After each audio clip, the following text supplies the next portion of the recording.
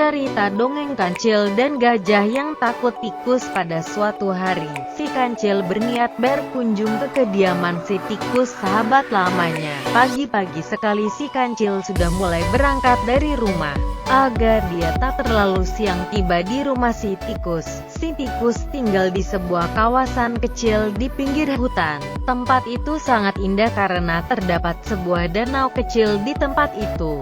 Si tikus tinggal secara berkelompok, terdiri dari beberapa keluarga dan dipimpin oleh tertua tikus yang menjadi sahabat mukarib si kancil. Akhirnya setelah berjalan hampir setengah hari, si kancil tiba di perkampungan tikus dan disambut gembira oleh tikus sahabatnya. "Ah, kancil sahabatku, sudah lama kita tidak bertemu, tapi kau masih saja kurus tak gemuk-gemuk," canda si tikus menggoda. "Ah, benar, sejak peristiwa terakhir kali kita bertemu dengan singa, hingga kini kita baru bertemu lagi. Tetapi anehnya, badanmu tetap saja kecil tak tinggi-tinggi." Hehehe, si kancil membalas canda sahabatnya itu. Mereka memang sudah lama tak bertemu sejak peristiwa si kancil menolong tikus dari singa. Bahkan karena pertolongan si kancil, tikus dan singa akhirnya bersahabat. Kedua kawan lama itu bersenda gurau dengan hangatnya mengenang masa lalu mereka.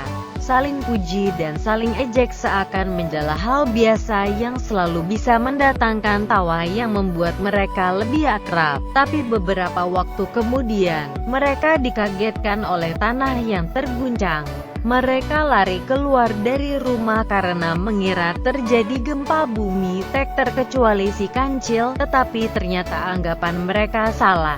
Karena yang membuat bumi berguncang adalah segerombolan gajah yang merangsak masuk ke daerah pinggir hutan dan memakan semua tumbuhan di sana. Akibatnya, tempat itu menjadi porak-poranda karena banyak pohon yang tumbang dan patah diterjang oleh para gajah. Melihat hal itu, si tikus menjadi prihatin. Merasa memiliki tanggung jawab sebagai kepala kampung, si tikus pun menghampiri kawanan gajah itu untuk memberi nasihat. Melihat kawannya berjalan ke arah gerombolan gajah, si kancil mengikuti karena takut jika terjadi sesuatu pada si tikus. "Hai kawan-kawan, aku mohon jangan merusak alam di sekitar sini. Ini kampung kami. Jadi silakan kembali dan mencari makan ke padang rumput tempat biasa kalian mencari makan. Lihatlah, banyak pohon yang patah dan tumbang karena kalian terjang membabi buta," kata tikus.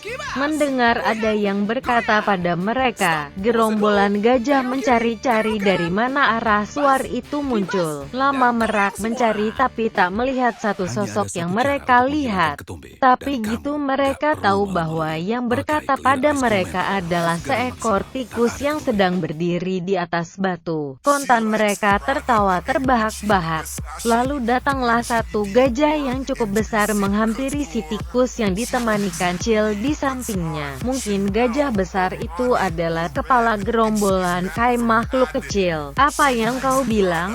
Mau mengatur kami? Makhluk kecil rendahan sepertimu tak pantas berada di sini," sok menasehati. "Bisa-bisa kamu terinjak oleh kami lalu gepeng dan mati." "Hahaha," kata kepala gajah itu.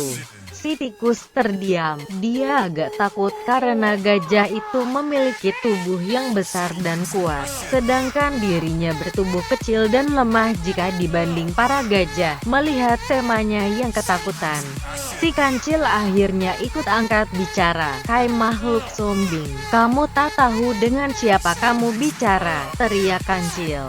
Para gajah pun mengalihkan pandangan pada si kancil yang bertubuh mungil dan kecil. "Hahaha, ada hewan mungil lagi yang sok jadi pahlawan kesiangan. Memangnya si kerdil itu siapa? Kamu tak tahu kalau kami ini hewan terkuat di sini. Bahkan harimau dan singa tak ada yang berani melawan kami," kata gajah menyombongkan diri. Dengan geram kancil menjawab, "Dia itu adalah raja hutan di sini. Jangankan cuma kamu, harimau dan singa saja mampu dia makan dengan giginya yang tajam dan kuat," kata kancil. "Hahaha, apa kamu bilang? Kamu mimpi ya? Makhluk kecil rendahan ini mau memakan kami juga. Sudah gila kau ya, kata gajah mengejek sambil tertawa terbahak. Oh, jadi kalian meragukan kemampuan raja kami ini. Mau bukti? Tantang Kancil. Buktikan kalau memang benar gitu. Apa yang ingin kau tunjukkan hewan kecil? Tanya gajah mulai marah karena tersinggung. Baik, apa kau mampu memakan batang pohon dan kayu? Tanya Kancil.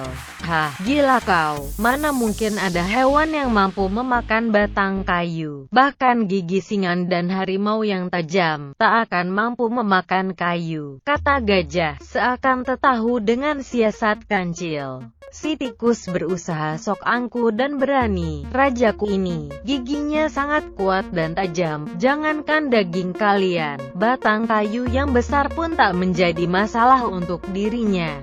Mampu dia robohkan dan dia makan, kata Kancil. Hahaha, dua hewan kecil yang begila, kata gajah semakin mengejek. Baiklah kalau kalian tak percaya. Tapi jika semua kata-kataku mampu dibuktikan, kalian harus bersedia menjadi santapan rajaku ini. Dia sudah cukup lama tak makan daging gajah. Kalian jangan lari ya, kata si Kancil menantang. Si Kancil lalu memberi isyarat pada si tikus untuk melanjutkan tugasnya. Tikus pun lalu menuju sebuah pohon yang cukup besar, lalu menggigit batang pohon itu. Mengeratnya hingga pohon itu lama-lama terkikis dan hampir tumbang. Melihat hal itu, para gerombolan gajah menjadi kaget.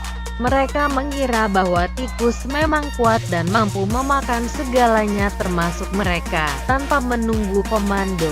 Semua kawanan gajah itu lari kalang kabut mencari selamat karena takut jika tikus benar-benar akan memakan mereka semua. Melihat hal itu, tikus dan Kancil tertawa geli. Ya, lari sana. Tapi jika sampai rajaku bertemu kalian lagi, maka dia akan memakan kalian hidup-hidup. Ingat itu, gajah adalah hewan yang memiliki ingatan yang cukup kuat. Semenjak hari itu, kawanan gajah tak ada lagi yang berani ke tempat itu. Bahkan setiap gajah bertemu dengan tikus, mereka akan merasa ketakutan karena takut dimakan olehnya. Dan itu terus berlanjut hingga saat ini. Dan menjadi sebab kenapa gajah takut dengan tikus.